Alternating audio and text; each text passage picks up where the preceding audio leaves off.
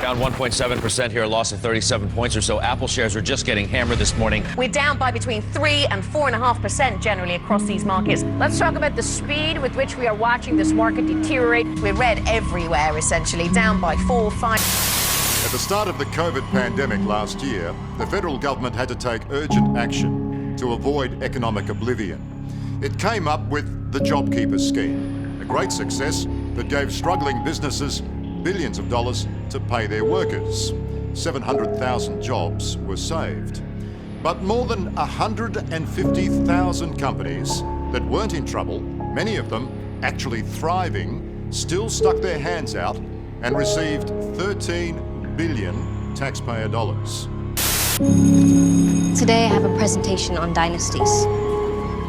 But I refuse to talk about the ancient history and drama. That's just the patriarchy. Instead, I'm going to talk about a dynasty that I actually look up to. An all-women dynasty.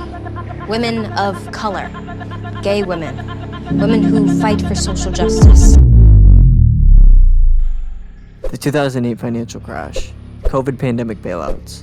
Woke culture being promoted by what seems like every company now. The culture and trends we have seen in the 2000s can all be traced back to one company, BlackRock. So who is BlackRock, and how do they have a hand in the topics I just mentioned? Well, to start, we have to go back to one man, Larry Fink.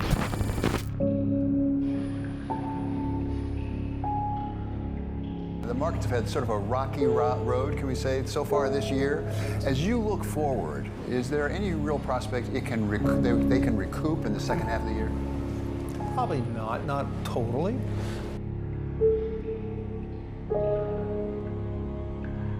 Larry Fink was born to a wealthy family on November 2nd, 1952, in Los Angeles, California.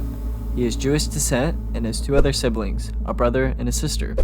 His father owned his own shoe store, and his mother was an English professor.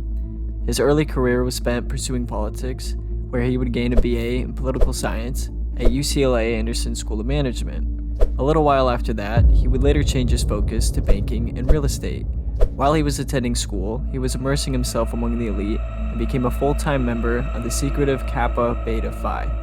This is a group with members that include Michael Bloomberg and the Goldman Sachs chairman. We've kind of gotten used to BlackRock beating the numbers, beating expectations. That's certainly the case this time around.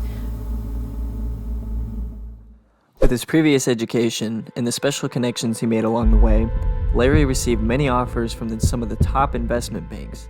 He eventually settled with First Boston, though, which was a boring New York investment bank where he worked on structuring and trading bonds. Although nothing about it was boring to Larry, though, he quickly took advantage of the opportunity given to him and became one of the highest-earning employees, generating over $1 billion for his bank. He rose up the ladder tremendously fast and became a legend on Wall Street by developing the debt securitization market. The debt securitization market is basically where loans, like car loans, credit card loans, and mortgages, would be bundled together, sliced into pieces, and sold to other investors. If this sounds eerily familiar, well, it's because these are the same mortgage-backed securities that led to the 2008 meltdown. But before that happened, this securitization of debt was considered extremely innovative. It transformed the face of finance.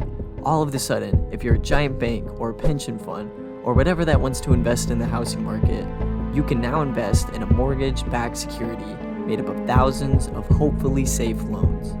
Larry created one of the main tools that led to the meltdown, and he was also the one the US Treasury hired to clean it up. But back to the previous point, his success was so outstanding that his colleagues thought that he was eventually going to run the firm one day. Suddenly though, in 1986, his risky business practices had finally caught up to him. His house of cards was tumbling. Larry made a huge blunder by losing $100 million for his bank in just a span of a few months. A missed call in his hand resulted in trades being wiped out, as well as the hedges designed to offset those losses being wiped out. And in that span, Larry went from a legend to a fraud and was banned from First Boston. So now at 36 years old and unemployed, the company that he made $1 billion for and worked for over 12 years meant absolutely nothing at this moment. But Larry wasn't going to give up that easily. With a few aces up his sleeve, he called his boys back from his old club at Kappa Beta Phi. which again happened to have Michael Bloomberg and some of the Goldman Sachs chairmen. So quickly after that, he co-founded the Blackstone Group along with now billionaire investor Steven Schwarzman. They started with only $5 million worth of credit, and by 1993, they were crushing it with over $20 billion under management. But as all good things must come to an end, a power struggle formed between the two titan investors. In 1995, Fink would pressure Schwarzman to sell his stock in Blackstone for $250 million. That is equivalent to over $12 billion today. After that, the two parted ways, and Larry broke off to found BlackRock. By 1999, it went public for $375 million. By 2004, it merged with Merrill Lynch, adding $500 billion to BlackRock's assets. Now, it's at $10 trillion worth in assets under management. That is literally half the United States' entire GDP, which is at $20 trillion. In 2008, the world entered a global financial crisis that hasn't been seen since the Great Depression. And while Wall Street needed Washington to bail them out, who do you think they called to manage the bailout? Well, as you already know, BlackRock. But what makes this even better is that Larry knew about the crash before it even happened, because he was the main player to originally instigate it because of his mortgage-backed securities that had been the fuse all along. The New York Fed even personally went to Larry to help manage $30 billion in toxic assets from Bear Stearns. They brought BlackRock in to advise them on how to handle $100 billion of toxic assets from AIG, and they even contracted BlackRock to deal with the $301 billion of Citigroup's assets, all of which were done behind closed doors with no competitive bidding. And just like that, Larry was more powerful than ever. He went from being the laughingstock of finance to being the linchpin between Washington and Wall Street. In the end, they made at least $200 million off of these contracts in total. The massive size of these contracts and secrecy surrounding them, along with that, BlackRock's enormous influence started to get people talking. So because Larry Fink knew about the financial crash before it even happened, BlackRock's focus on asset management shielded them from the crisis. In fact, this disaster was an opportunity for Larry Fink because Larry was the only man on Wall Street who could fix the crisis. So with Larry's personal connections with Treasury Secretary of Time, Timothy Geithner, BlackRock secured an uncontested contract to manage multiple banks that crumbled during the crisis. But Larry didn't just want Wall Street. He wanted much more than that. I'm talking world banks, governments, and world domination. So how does he do it? Well, because of a breakthrough BlackRock made by offering ETFs. ETFs are a type of investment fund that pulls all the money into all companies in a certain industry. This new investment fund proved wildly popular because of the stability and solid returns. Unsurprisingly, BlackRock became the largest player in this new market, reaching the top of its industry, sucking up money from everywhere using its new money management platform, from the biggest banks to the smallest retirement funds. In 2020, they were approved by the Chinese government to set up a mutual fund in China, making BlackRock the first foreign asset to be green-lighted for this. They also have shares in companies all over Europe, including industries like energy, oil, gas transportation, food, and of course finance. And here's the kicker. BlackRock has what's called circular ownership, where they own shares in companies that own shares in BlackRock. Totally not a conflict of interest. Totally nothing to see here. So they're literally everywhere because of their staggering size and power, and the fact that they largely operate out of sight. BlackRock has what's been called the world's largest shadow bank. BlackRock had a hand in it all, and it was starting to control everything. They bought stakes in pretty much every major corporation on the stock market. If you look into who owns pretty much any major company, you're guaranteed to find BlackRock's name.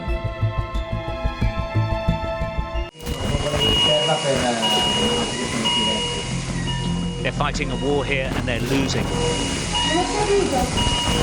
It didn't stop there. When you know what hit the fan in March 2020 with COVID, BlackRock came to the rescue for both Wall Street and the government again. The Federal Reserve hired them to help bail out corporations with too much debt, or they needed to borrow money to stay afloat, which again includes corporations that they have huge stakes in. They also helped the Fed purchase more mortgage-backed securities on top of that. So like 2008, the Federal Reserve hired BlackRock to manage their investments to protect them from the coronavirus-led recessions. BlackRock has used this dependence to grow their empire even further, allowing Larry Fink to be a billionaire oligarch that holds unprecedented power over not just the economy, but the entire world. He controls the trends, culture, foreign policy, and the banks. He has world leaders at his beck and call, with BlackRock overseeing assets worth 10% of the world's global economy. BlackRock now owns stakes in every industry, from media companies, banks, oil companies, weapon manufacturers, and in recent years, the consequences are becoming dire as Larry Fink begins to exert his control over the entire globe. Hi, I'm Fox San Antonio's Jessica Headley. And I'm Ryan Wolf. Our greatest responsibility is to serve our Treasure Valley communities, The El Paso, Las Cruces communities, Eastern Iowa communities, Mid-Michigan communities. We are extremely proud of the quality, balanced journalism that CBS 4 News produces. But we are concerned about the trouble and trend of irresponsible, one-sided news stories plaguing our country. One of the ways BlackRock controls the world so well is through its control of the media, together with Vanguard. Vanguard is an investment company that BlackRock partly owns. BlackRock now controls 18% of Fox News, 16% of CBS, 13% of Comcast, who themselves own NBC, MSNBC, CNBC, and Sky News. They even own 12% of Disney. This is extremely important because it means that for any of these companies to decide on any company policy, they now have to consult with BlackRock before doing so. And it's the exact same thing with big tech. BlackRock is now the biggest institutional investor. Google, Facebook, Amazon, and so many more. I mean, the list of their investments in companies is just endless. By extending its reach in such a dramatic way, BlackRock now has control of more than 90% of the media. 90%. That is insane. Almost everything you see and hear on the news and entertainment is crafted to serve one company's demands and requests. BlackRock's control isn't just extending through information in the media, but through the entire world's economic and political data. This is done through Aladdin, where it accurately predicts the outcome of every single investment. Aladdin is basically a supercomputer they use for their clients. Aladdin is a network of 5,000 computers that BlackRock uses to monitor millions of trades and analyze their clients' portfolios 24 hours a day to perform risk analysis. Aladdin is so widespread today that it's basically the central nervous system for many of the largest players in the investment management industry. And for them to offer the service, they have to be granted the access to sensitive data from banks, insurance companies, pension funds, and other important institutions all over the world.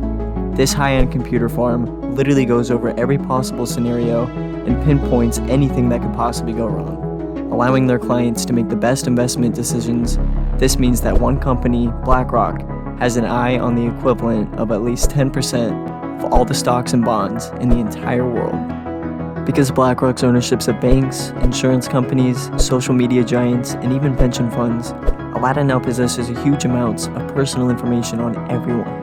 Everyone has ever knowingly or unknowingly given BlackRock money, and with such a powerful tool under their arsenal, everyone now wants a piece of the pie. By controlling this much data, BlackRock now controls governments because BlackRock can use this data to persuade companies and even government decisions. For example, BlackRock successfully lobbied to get a contract to manage the EU, European Union, regulation of banks. However, this backroom deal is now being investigated as BlackRock themselves own the banks that they should be regulating.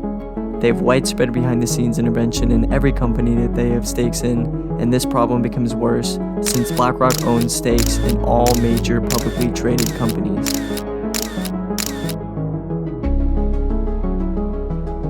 She was offering full asking price, if not more, but kept losing out to all cash offers. And while Tony doesn't know who the buyers were, the Atlanta area is one of the hottest markets for large financial firms, often backed by private equity, that buy up and rent out single-family homes.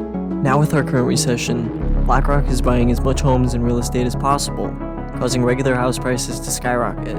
BlackRock profits when a society does not own their homes, but rents, because BlackRock can squeeze even more money out of the economy through mortgaging off these artificially inflated homes.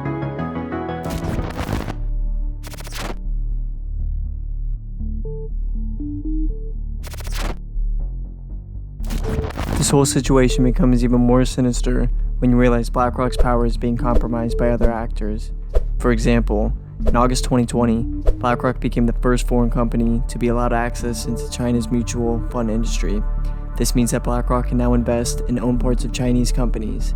God only knows what BlackRock promised the GCP if they're allowed in, but by being allowed in, BlackRock now works with companies that are blacklisted by the US. One example is BlackRock's investment in a CCP-owned company called Hiki Vision. Hiki Vision makes security and communications technology for both civilian and military use by the Chinese government. They are also known for their wide-scale human rights abuses. This money being invested into China isn't just BlackRock's money. Most of the money comes from the pension funds and bank accounts that ordinary people pay into BlackRock inadvertently. Through BlackRock controlling banks, people have no choice whether they give BlackRock and the CCP this money. This recent trend of BlackRock's funding authoritarian regimes can only mean bad things for the Western democracy, since it empowers regimes like China and Russia, and it gives credence to dystopian regimes. This trend is promoting others to do the same. BlackRock recently recommended that their investors triple their investments in China. This will place billions of more dollars into a dystopian regime at the expense of the West. The worst part is China sees the companies that operate within it as simply extensions of the one-party state. They own these companies, and in return the companies act out the CCP's will, which is a worrying fact considering that BlackRock owns the entire world's data. TikTok's data harvesting is nothing compared to BlackRock's. BlackRock now owns the entire world's bank details, their preferences, their tastes. It sets social trends, and it oversees entire countries. So any increase in Chinese investments will not just see BlackRock's influence grow, but also China's influence growing too. Since August 2020, when BlackRock were first allowed into the Chinese economy, they have only poured more and more money into these Chinese companies.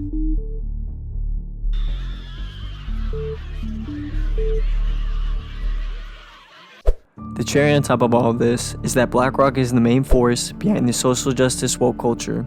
In 2018, around the new generation of political correctness, Larry wrote a letter telling all the companies under his thumb to, quote, contribute to society or risk losing our support, adding that, quote, society is demanding that companies both public and private serve a social purpose, end quote. This is a very interesting statement coming from a company that is quite literally funding the persecution of human beings and the imprisonment of the Chinese population. A company that is funding a dystopic nuclear regime that is quite literally threatening the fabric of Western civilization. With BlackRock's push for, quote, social purposes, companies now have an ESG score, or in other words, sustainable investing scores, where you have a rating system based on your company's political and social facades. So for example, doing a woke ad for a company like Nike, or silencing any controversial political views on social media will help you get a high ESG score. Here's a video clip from Adam Curry, who is a podcaster, announcer, internet entrepreneur, and media personality, talking about this subject. So ESG, and this is now something that if you want to invest in a company, they will, on their investor relations page, they'll show you their ESG score. ESG stands for environmental, social, corporate governance. And this is where the woke culture comes from. So they've created this kind of phony baloney rating system that says, well, if you, I'm exaggerating, but if you mention that you are, have a green agenda and you believe in carbon credits and you might trade some credits somewhere, then you get a higher score and therefore you're more investable. And it's very interesting to see how big investors like insurance company, institutional investors, they are steering away from anything that does not have the right ESG rating.